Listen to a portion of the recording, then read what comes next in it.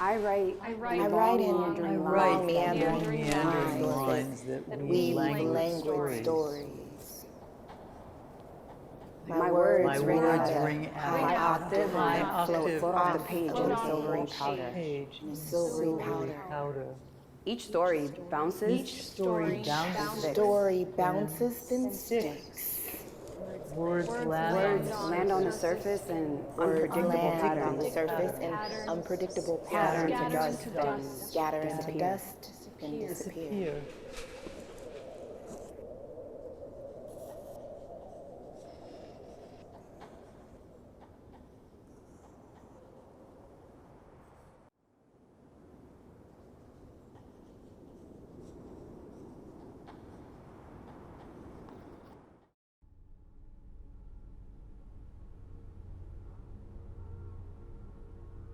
I author this account from my interior, through the pores in my skin and my aching muscles. Sick green lights illuminated the procedure, probing and cutting away to emptiness. This is my mother's story, and her grandmother's too, and maybe my daughter's as well. Scars that appear like characters inscribed along fleshy folds are indecipherable. Yet, this language that echoes through organs, blood, pus, and bones, voices, choice. Veins bulge from the surface of my body, bearing judgments and humiliations.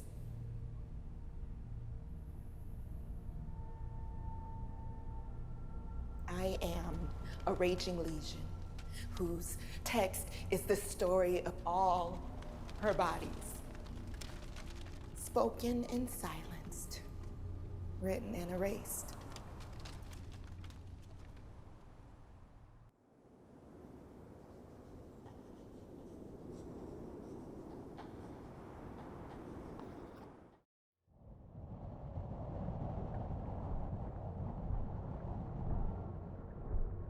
I am trapped in his force.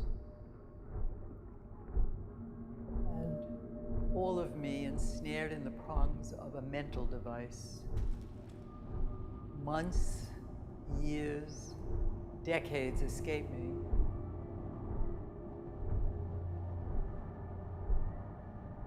Time disintegrates into slivers of memory like tiny, icy daggers dug deep into my body, into my flesh. I performed this stabbing myself. Then one day I received a dire diagnosis, and time came like a rough texture rubbing up against my skin. The trap clamped even tighter, and the bitter taste never leaves my tongue. My body in a chokehold. This disease will turn me to dust, His metal teeth will have nothing left to bite.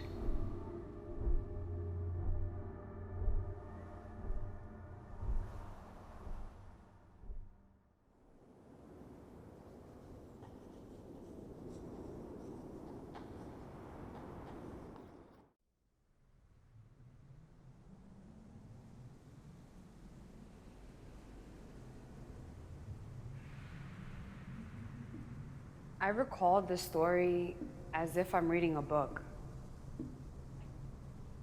I'm a passenger in the car. The driver is my uncle, my neighbor, my brother's friend, a stranger, my teacher, my sister's husband. A lush green landscape seems familiar, yet I can't identify the location. At the end of a long descent, rounding a bend, a great body of water becomes visible. The car moves across a bridge, and the anxiety it produces is also recognizable.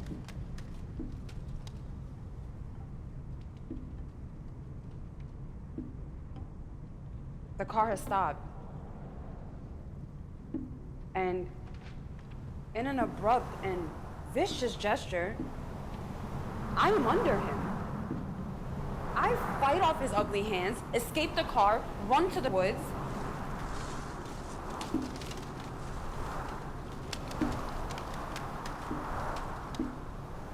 I disappear in a blur of motion,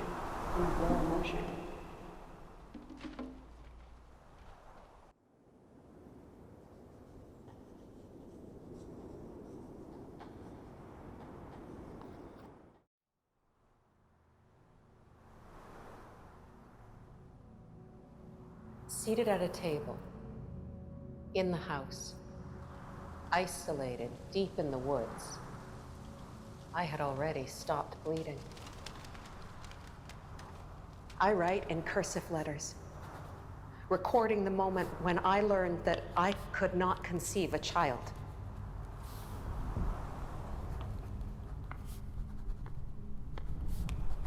In sorrow and fury, I viciously heaved dishes across the room,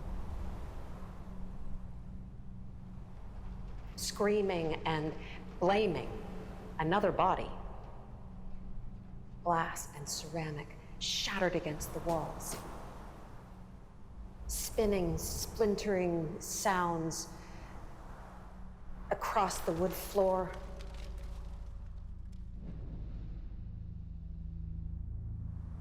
He retaliated with heavy blows. Tinkling sound of glass silenced by my body striking the ground.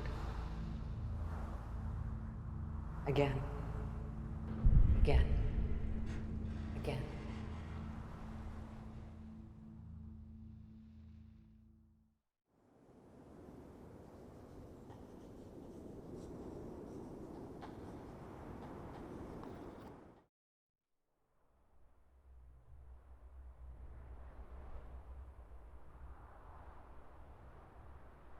I cough up a sentence.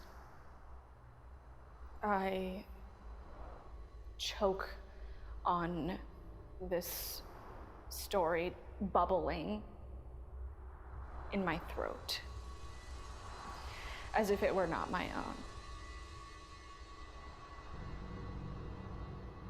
Low. It's a secret inside my breath. Shadows play tricks in the distance.